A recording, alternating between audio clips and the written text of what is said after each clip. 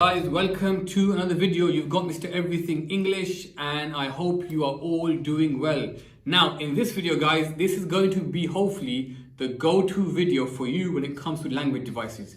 Let's try to cover 25 language devices without me talking forever and ever and ever. I'll try to keep it as short and as succinct as possible, but at the same time making sure you are able to understand each and every language device. Now, before I begin guys, as always, please click subscribe. Please follow me on Instagram and TikTok if you are not doing already. Okay guys, let's begin.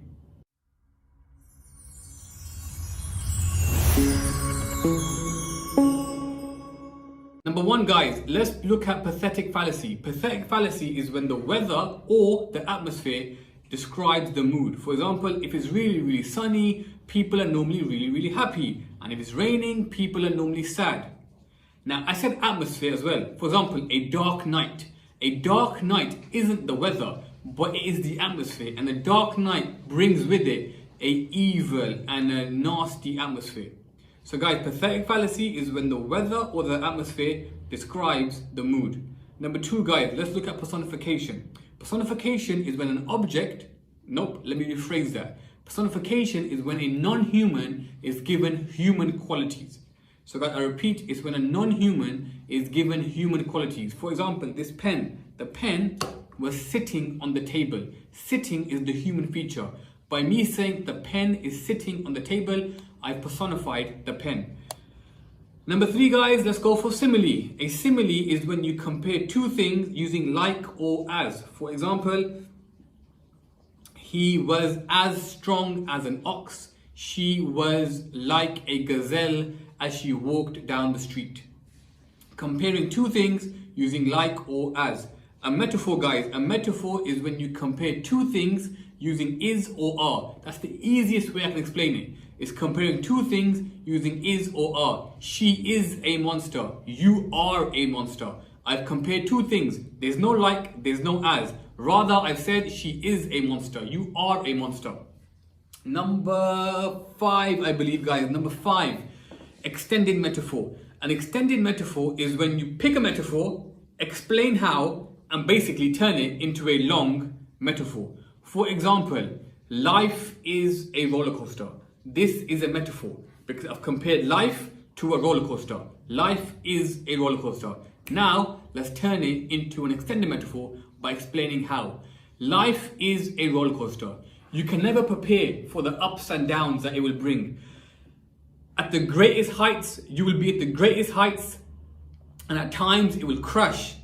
But every day is never the same. Just the way every turn on a roller coaster is never the same. I've taken the metaphor, life is a roller coaster, and I've basically explained how, making it making it an extended metaphor. All right, guys, I'm going to make a note of the numbers because I'm going to forget. This is number six. Guys, number six, let's go for oxymoron. Oxymoron is when you have two opposite words side by side. For example, the small giant.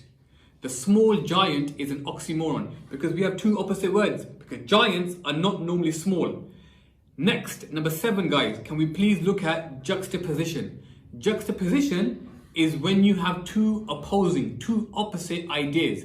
How do you create juxtaposition? You get an oxymoron and you explain how. For example, the small giant. This was a metaphor.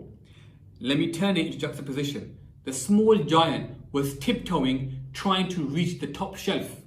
However, his small arms and puny fingers would not let him grab the jar of jam. I've turned that oxymoron into juxtaposition by explaining how the giant is small. Guys, number eight, let's go for symbolism. Symbolism is when objects are linked and present meaning. For example, if I wore a face mask, you will all think COVID. If I bought a nappy, you will all think about a baby.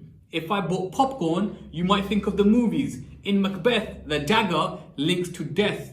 In Romeo and Juliet, the balcony in the balcony scene could be a symbol for hierarchy. It's when objects can be linked to wider meaning. Guys, number nine is when words across an extract can be linked to one idea. This is called a semantic field. A semantic field, guys, is when words across an extract can be linked to one idea. For example, if I said a ring, gloves, punch, referee, these words link to the idea, link to the field of boxing. If I said 2 meters, hand sanitizer, face mask, these words link to the idea, to the field of coronavirus. Guys, number 10. Let's look at irony. Guys, irony, in my opinion, is one of the most worst explained language devices I've ever come across. Irony, guys, is very, very simple. Irony is when events in the text itself even surprises the characters. For example, when Mr. Burling in Act 3 of When Inspector Calls says, I'd give thousands, yes, thousands. This is irony because you would never have expected Mr. Burling to be offering money. When Scrooge changes in A Christmas Carol, this is irony because you would never have had expected Scrooge to change. And that is irony. Those are the first 10. Let's move, guys, to 11. I must write it down, guys, because I will forget. Number 11, guys, rhetorical question. This is what it says on the packaging. This is a question in a piece of writing that does not require an answer. How would you feel if, I don't know, how would you feel if you had to wear a face mask all day, for example? Number 12. This one, guys, this you can find anywhere in any piece of writing. Hyperbole. The answer is in the name. Hyperbole is when you hype, is when you over exaggerate. I'm so angry, I'm gonna kill him. I'm so hungry, I'm gonna eat everything. These are hyperboles because I'm over exaggerating. Number 12, guys, no, number 13. Let's go for assonance.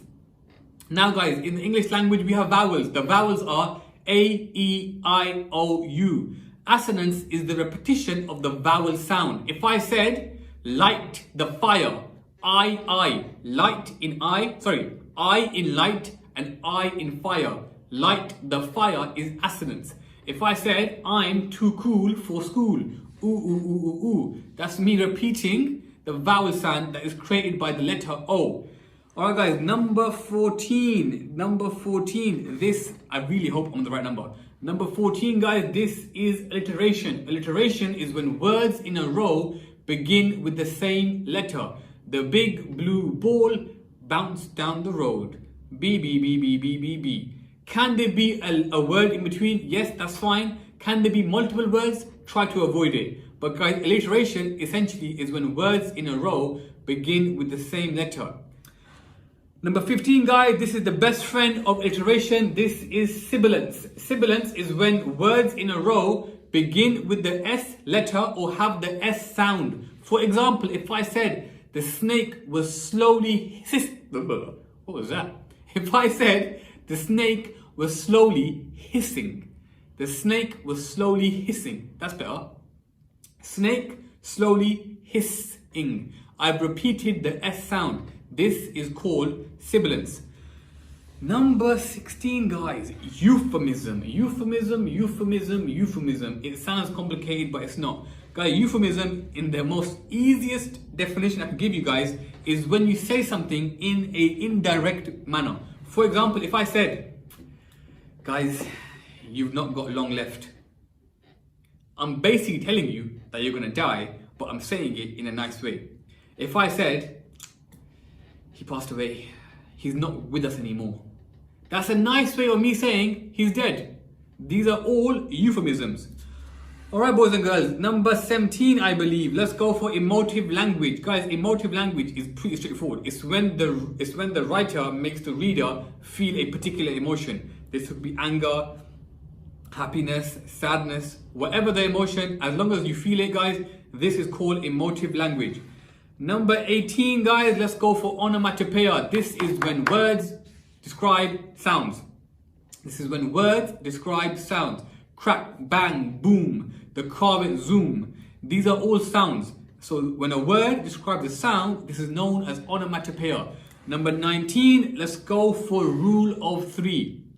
Rule of three, power of three, triplets, whatever your school calls it, it's the same thing. Guys, rule of three is when words or phrases in a row, when there's 3 words or phrases in a row to describe something. For example, I might say, this table is black, with 4 legs and is quite hard. Black with 4 legs and is quite hard. This is rule of 3. Number 20, guys. We are on number 20. Let's talk about facts and stats. This is when the writer uses evidence to support what they are saying. If I said, I spoke to 70% of students who said that Mr. Everything English is the best teacher on YouTube. Actually, I think that would be more 95%. But you get what I mean, guys. It's when I give facts and stats. By giving facts and stats, you make your writing more persuasive. You make it more believable. All right, I believe we're on number 21. Is that number 21? I think so. All right, guys, number 21, let's look at plosives. Guys, plosives is the repetition of a harsh sound. Normally, it's the sounds that are created by letters like p, p, or d, d, or k, or t, t. It's the sound that's created by these letters. It's a harsh sound, and this is known as plosives. All right, guys, let's go for number 22. And let's talk about zoomorphism. All right, guys, zoomorphism. Guys, zoomorphism is when words. Guys, zoomorphism is when you give a person animal features. For example, if I said, John barked at me, I'm trying to say that John shouted at me. But by me saying that John barked, I'm giving John animal features of a dog. If you guys have seen The Jungle Book, Mowgli is a character who is soaking in zoomorphism because Mowgli is hanging out with the wolves, he's swinging off trees. This kid loves zoomorphism. It's a human being full of animal qualities. Alright, guys, number 23. This is easy, guys. This is easy, but it counts as a language device, so why not? Guys, opinions. Use it in your writing. Every time you use opinions, these will count. Expert opinions, talk to people.